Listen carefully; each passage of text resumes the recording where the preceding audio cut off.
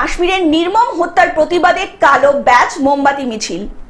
কাশ্মীরের নিহতদের প্রতি শ্রদ্ধা জানিয়ে উত্তর 24 পরগনার বসিরহাট মহকুমার বসিরহাট পৌরসভার 8 নম্বর ওয়ার্ডের আমরা সবাই ক্লাব ময়দান প্রাঙ্গণ থেকে শহীদদের প্রতি শ্রদ্ধা জানিয়ে রাজনৈতিক ভেদাভেদ ভুলে গিয়ে সবাই একসঙ্গে পা মেলালেন, বুকে কালো ব্যাচ এবং হাতে মোমবাতি নিয়ে।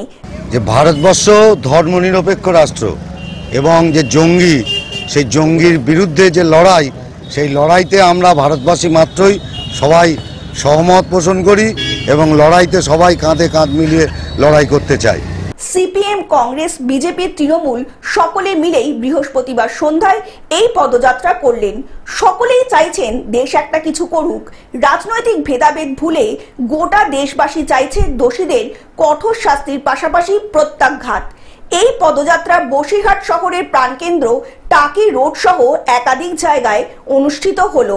একটা বার্তা দিতে চাচ্ছি, জঙ্গির কোনো ধর্ম হয় না, আর আমাদের ভারতবর্ষ ধর্মনিরপেক্ষ দেশ।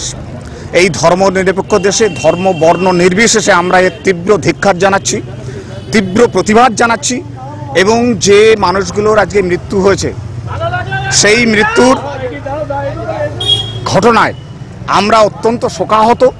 সেই পরিবারদের দুঃখের পাশে আমরা আছি, তাদেরকে আমরা সহানুভূতি জানাচ্ছি। সেই সঙ্গে আমরা কেন্দ্র সরকারের কাছে দাবি জানাচ্ছি যে যারা দোষী, এই ধরনের উগ্রপন্থা কাজের সঙ্গে যারা যুক্ত, তাদেরকে যেখানেই থাকুক খুঁজে বের করে কঠোর শাস্তি দেওয়ার ব্যবস্থা করা হোক, এটা আমাদের দাবি। বসিরহাট থেকে শ্যাম বিশ্বাসের রিপোর্ট, গ্লোব নিউজ। এখন থেকে গ্লোব টিভি দেখুন আপনার স্মার্টফোনেও।